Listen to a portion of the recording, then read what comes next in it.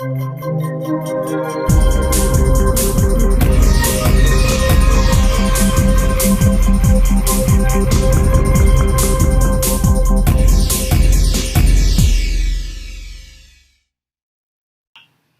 guys, we're so excited to have you join us today for the first episode of Beyond the Cave.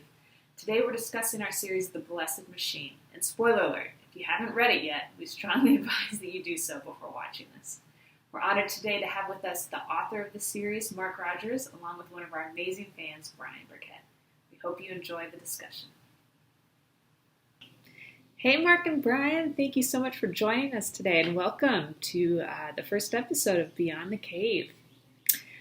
Well, I'd love to get started and start with you, Brion, and just hear a little bit more about how you heard about Cave. How did I hear about Cave?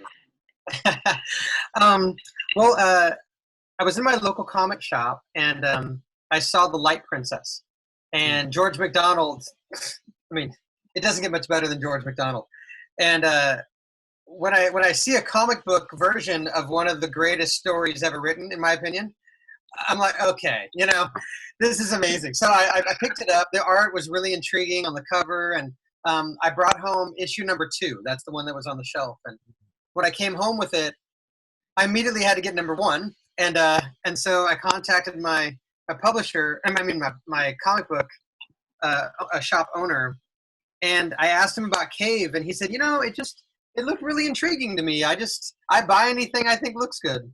Long and short of that, I just decided to pick up every issue available for Light Princess, and in the ads inside, the cover of Blessed Machine is about as intriguing as it gets. Just what that looked like. It looked like a very young man, and somehow he's being dragged down by, it looked very intriguing, but at the same time, the ethos, the approach that I was already pretty familiar with it after going online and checking out Cave.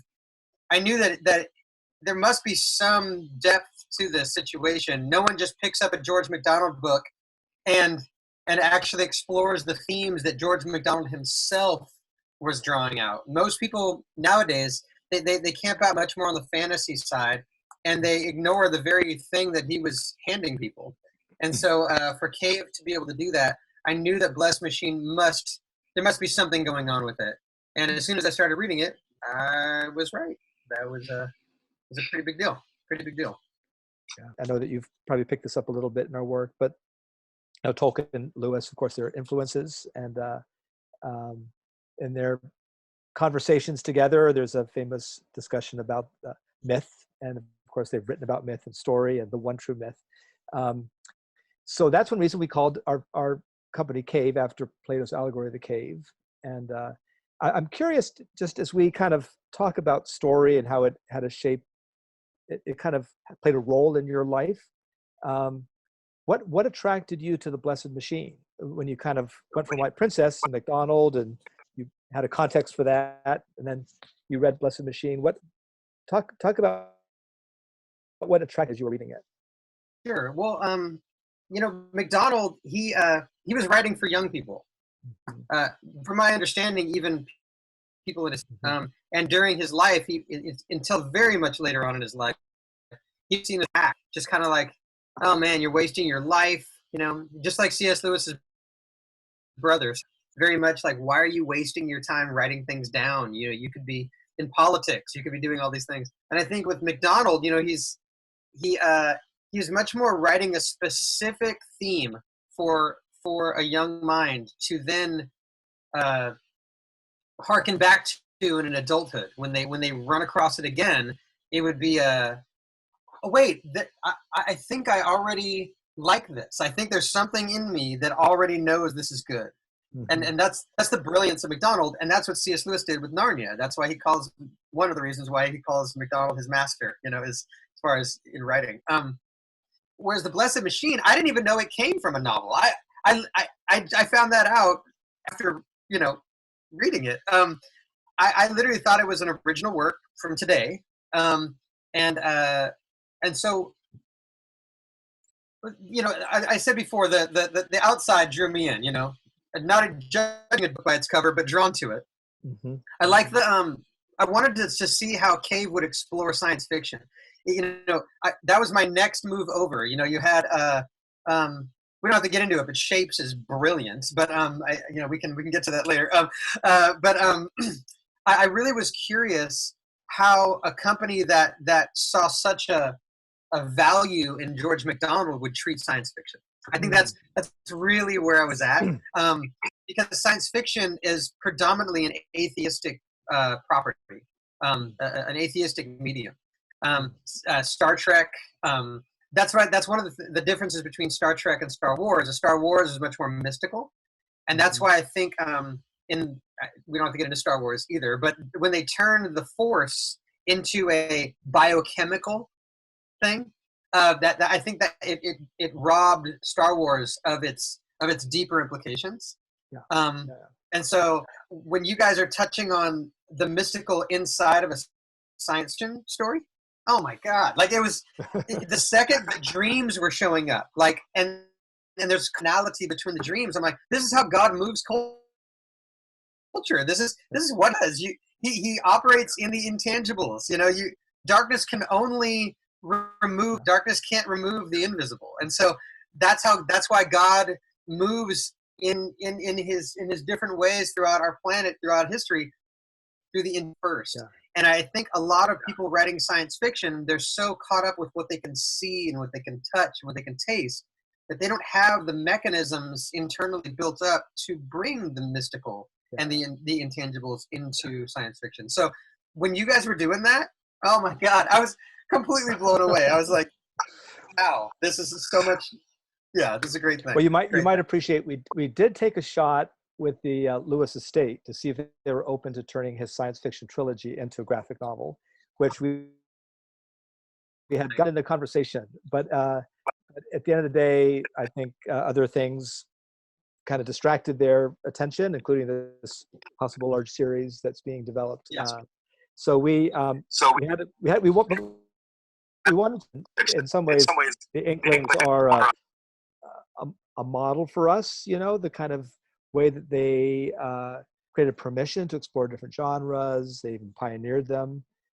Charles Williams, explored what he called supernatural fiction, which is horror. So we wanted to kind of have a kind of a publishing platform that allowed the different genres to be explored, and authors to explore true stories, modern myths in those different genres. And so without having the luxury of being able to do the science fiction trilogy, we landed on a Blessed Machine, which is, as you pointed out, it's I'd say inspired by an E.M. Forster short story. Forster is interesting. He was a romantic writer and wasn't, particularly, I'd say, versed in science fiction. And so the original short story is kind of a dystopian future and kind of dark and a little bit hopeless. But there were some of the elements story that explored this deep concept that I think Cave is named after, which is there a truth beyond what we, in a scientific, to your point about science fiction, scientific materialist world can believe to be true if we only believe in empirical provable truth, And so I think through a narrative, Forster kind of gets at that question, but he doesn't do it with a kind of a hopefulness that we wanted. And so by recreating the story in a contemporary context and giving it lots of different, as if you've read the now original short story, there's similarities, but there's also some fundamental differences. So I've lost your audio.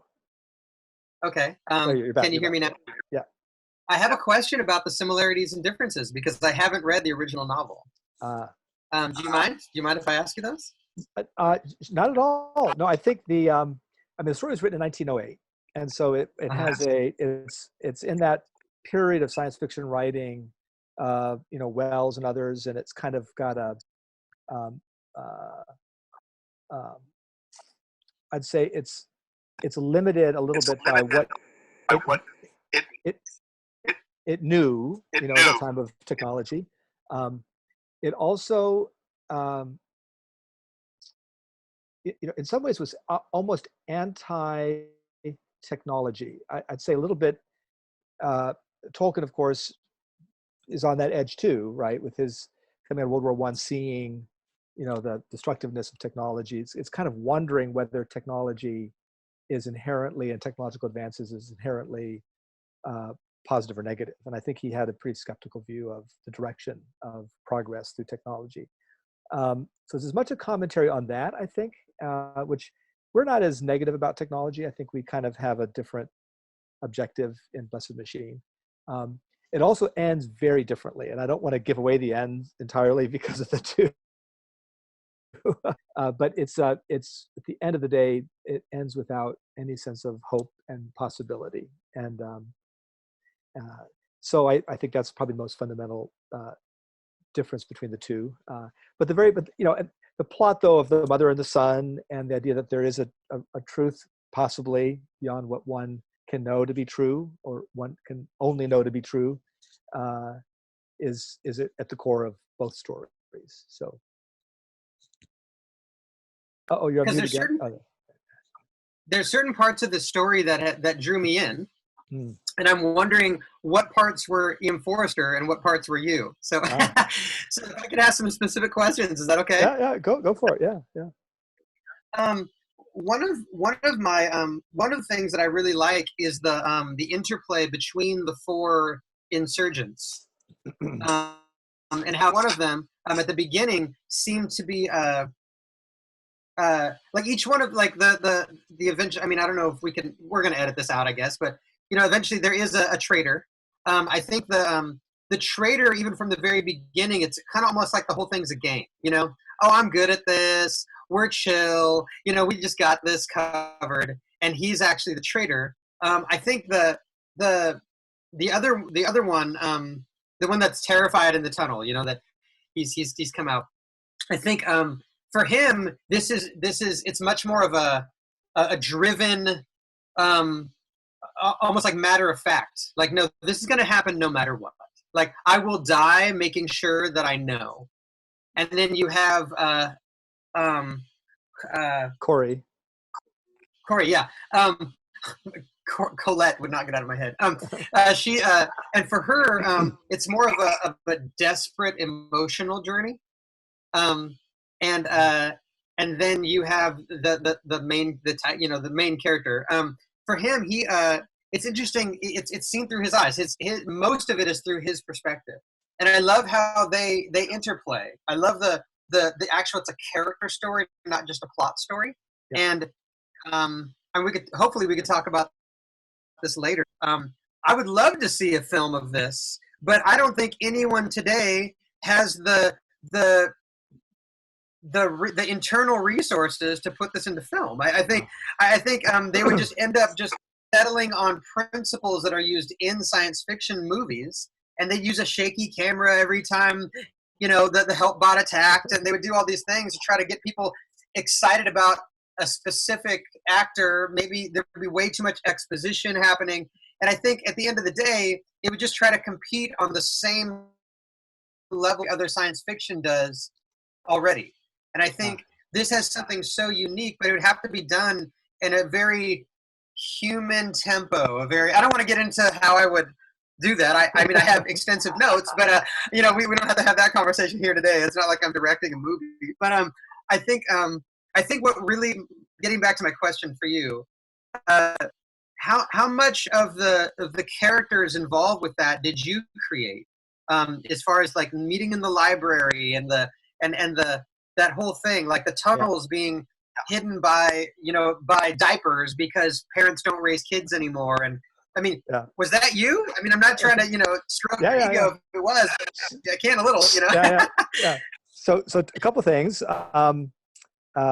Interestingly, when I first read the short story, I said, this has to be contemporized, has to be given a new kind of context for people to relate to it. And I know there are genres like steampunk that kind of could live in that same almost period, but I felt like this had to kind of be given something more kind of contextually. And I thought because of quantum theory and they're just kind of new. And the other kind of, I'd say, big difference between the book and the story is there's no backstory in the book and in the short story. There's no real effort to explain kind of what cataclysmic event happened that caused everybody to go underground, like what happened to the earth that made it uninhabitable. And I wanted to give that a backstory because I felt like the backstory is connected or could connect really well and give levels of interpretation, if you would. And but you're right, there's a so that would be one big difference as well. There's a struggle certainly throughout the characters, Jacob being the most, of course, who's struggling with this inclination that there is something true, right? That he hasn't ever been trained that there could be, but there's something inside of him that says there is, and he's struggling with that, which is why his name is Jacob, and why I picked that name. In the original story, he's very connected to dreams. It's very beautiful. But keep going, yeah. In the original story, no, it's just the father and the mother. There's no larger conspiracy. There's no group of co-conspirators. It's just really the two of them. And Jacob, the Jacob character in the original story, is by himself when he goes to the surface.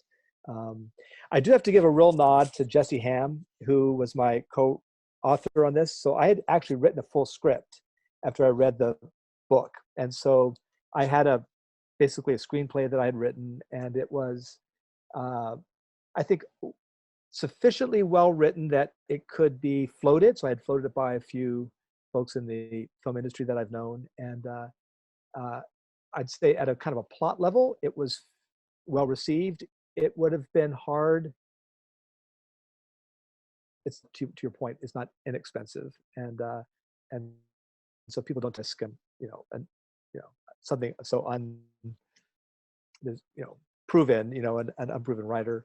And I think also my failure or my limitation in the script was I'm not a trained writer. So everybody's voice sounded like mine.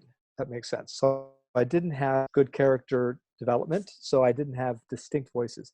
But Jesse Ham did that I just loved is he gave the script, which was a little bit, on the nose in the sense it was a bit too plot driven. He gave it much more to the characters, and he added humor, which I think was brilliant. And so things like the diapers, that was all Jesse. I mean, he would take the visual elements that you have to create, and he kind of had levels of meaning. And so Jesse was an outstanding partner to not just illustrate, but to write and translate. So that's the backstory with some of the kind of levels of meaning that you see in the comic book that go beyond. And I'm so glad you noticed the diapers. I mean, who would have? Yeah, good for you. That was actually one of Jesse's commentaries. So brilliant. Deal that it wasn't so explored for me, which it doesn't need to be explored, but the fact that that by the governing authority instead of their parents. Mm-hmm, mm-hmm. And intriguing to me though that the parents had a choice. That it makes it deeper. If somebody would have written a story and that was a big deal to them, like the government or the governing authority, Jin, he or they raise your kids. They would have made it compulsory. Most people that would have written that would have made it compulsory. But the fact that a parent can choose to do that, and yet most still choose, that is much more realistic on how tyranny works. It much more plays on the desires of the individual within the collective instead of trying to get each individual to go against their desires. Mm-hmm. It trains you to harden your heart, to go against your conscience. And so eventually you're so calloused that you'll just do whatever right and wrong becomes whatever everybody around you believes. And I think that there's an undertone of that, even though it wasn't said in the book, you're still exploring that. I think just inherently, obviously, the other work you have done in your life, I think would naturally lend itself to at least being aware of how that happens. And so that was explored. I really appreciated that. If it was a dystopian novel, that would have been compulsory. She would have had to hide her son or something. Done like a Moses's mom situation where she would have probably had to work as a worker in the baby farm or something. Maybe be a volunteer. But the fact that you allowed it to be a choice, and yet it was still a very common choice to the point where it was almost weird. That conversation that's happening occasionally, but it was Jacob and the girl. They're sitting there and they're I'm telling you, Colette. The name Colette will not get out of my head. Corey. Yeah. And they're talking, and there's a certain almost of a should I feel strange that my parents didn't raise me? There's a little bit of that conscience awakening in their conversation a little bit, and I really, really appreciate that. That's how in our society, that's how it works. I don't want to get so expository on our society in this interview necessarily, but you'll edit it. I think that idea that you're exploring in one little conversation has deep, wide implications for the reader into decision points. I think that a lot of the story forces the reader into decision points without telling them to decide.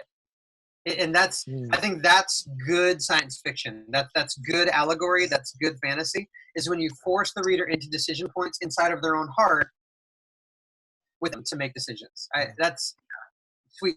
Okay. Absolutely sweet spot. Yeah. The other thing I'd love to get. So Brian, I think the other thing about Blessed Machine, and just to kind of pull the curtain back a little bit. So Cave is named after Plato's allegory of the cave, which I assume you may be familiar with. We have a free comic book on the website right now that is the allegory put into comic form, and remarkably well drawn, and it's it maintains all of the depth and richness of Plato's writing, and frankly uses most of Plato's words. But there is a sense in which within our current titles, Blessed Machine is an allegory as well of the same large narratives that are being explored with Plato's allegory. So I'd like to ask you, because I know where they are, but I'm curious if it sounds like looks like you are familiar with Plato's allegory. Where did you see parallels between Plato's allegory and the Blessed Machine? Like, where do you feel like those two stories had similar elements or arcs, or explored similar questions? Or Sure. Well, I think the first one is in both the people involved. You could say society, the people in the cave, the people in an underground cave. I mean, to get very basic right there. I think they could, what they think they're experiencing as truth has been handed to them by only their experiences and what they've been told. That's it. But what happens is when the human we're shown something outside of just the tangible, we immediately desire for everyone to understand, to come back into, to come with us. I think a better way to say it. Oh my God, this is real. It's not just a theory. Oh my God, everybody needs to know. And then you come back and you run into humanity's resistances to the intangible. We each have different ways of getting away from dealing with that. And so for me, that was, I think, the main one. That's actually Plato's whole point is when you get too far above where someone wants you to be because it makes them comfortable. That's where they think they are supposed to live. When you get one, I think Martin Luther King said this, you get one step ahead and you have interesting ideas. You get 2 steps ahead and you're a hero, and you get 3 steps ahead and you're a martyr. It's this interesting, push and pull. And I think he obviously knew where he was. I would say that's the main one. There are, like I said, there's more tangible, direct metaphor that are parallel. Like obviously they're in a cave, that thing. Also the idea that the light is shining. There is truth being handed to them, but they only see the shadow of it. And so there's an opportunity to interpret that through the experience and through the visible instead of what it actually is. And I think at the essence of both of those stories, I think that would be the commonality, I think. Yeah, yeah. You know, in Plato's allegory, the person who is freed and is able to escape the cave and see that there's a reality, you know, that's brighter, you know, C.S. Lewis explores this in Great Divorce, you know, if you know that book too, which you're at the outskirts of heaven and people are walking now on the grass and it cuts their feet because it's truer than what they experience on earth. And that's, you know, his kind of sense of gradation, right? The closer you are to the truth, the more real things are. It's very Platonic. And in this case, both cases, you know, in my script originally, when you landed on the Earth's surface, you actually kind of encountered a deeper truth that's tangible in the physical, not just in the. We obscured that a little bit in Blessed Machine, in the sense that you don't know, if you remember, whether Corey truly made it to the surface or not. Yeah. So one of the this was actually something that Jesse did, to his credit, you know, with the story. So I had in the script Corey making it to the surface, and Jesse changed it so that it wasn't clear to anybody. Obviously, Corey makes her claim, but nobody can know for sure whether she did or didn't get to the surface. And I'm curious, that idea of not just that there is a truth outside our own. Sometimes you have to, you know, and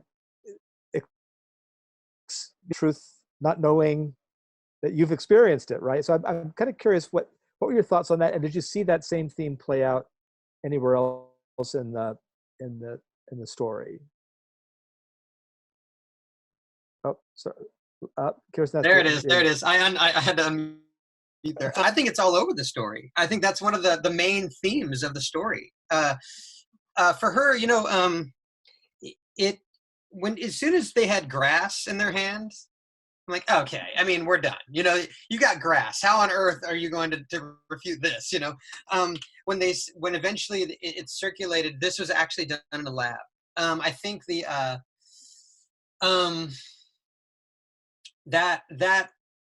it puts doubt. I love the last conversation in the library. I love it because the Judas already has, you know, I'm saying not Judas, but you know, but he already has the centurions waiting. You know, he just has to betray with a kiss. And he even says it, man, I really wish he would have just let this go and we could have just continued to move on, but he's still all matter of fact, you know, which is how most people that commit evil are. They are disconnected from their heart, so they have to be matter of fact about the things of the heart. I love how clearly that was portrayed. But anyway, the idea that when that conversation shows up right before he realizes he's not getting anywhere with his agenda with these people because their convictions are immovable.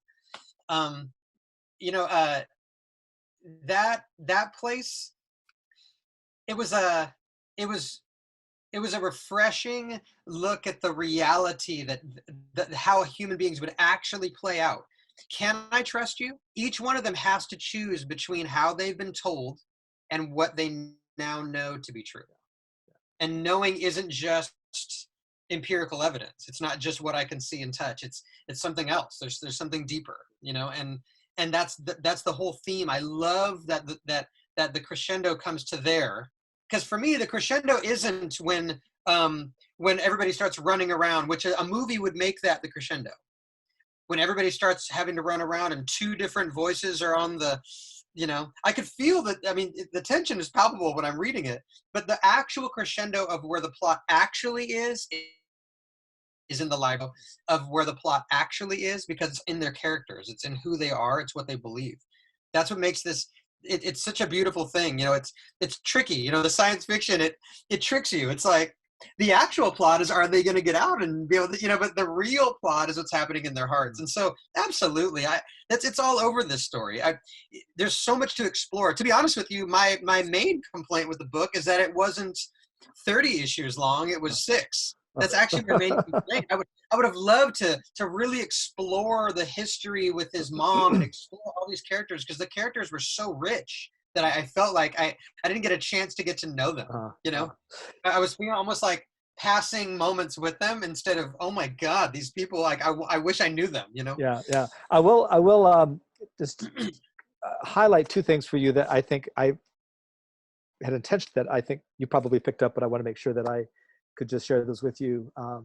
One is that we did use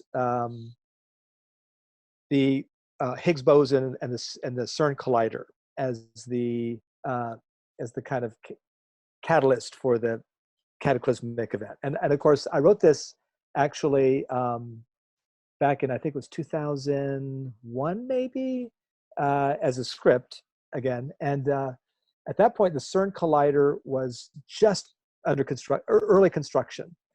And one of the, kind of holy grails for the CERN collider is determining whether this thing called the Higgs boson actually exists. I mean, that was, one of it's without getting into quantum theory, everything. I mean, it's this kind of missing particle, and the Higgs boson is called the God particle because it is this theorized particle that is the kind of glue together, and if it doesn't exist, everything will just fly apart. So it is called the God holds all things together. And so my thought was, well, look, if in our effort to kind of understand the deepest depths of truths through science, what if we had a mechanism that tries to discover this thing called the God particle, or even more in the case now of the current script or story, actually tries to split the Higgs boson, because that will reveal the deepest mysteries of the universe. Have we gone too far? Like, have we gone to where science can't go or shouldn't try to go, because we're trying to, it's in essence a commentary a little bit on the hubris of our own materialist worldview, that we can just uncover everything through science. And not anti-science, but that there's probably an inherent limit to what we can or claim to truly know. And so that's, that idea was there. I did have another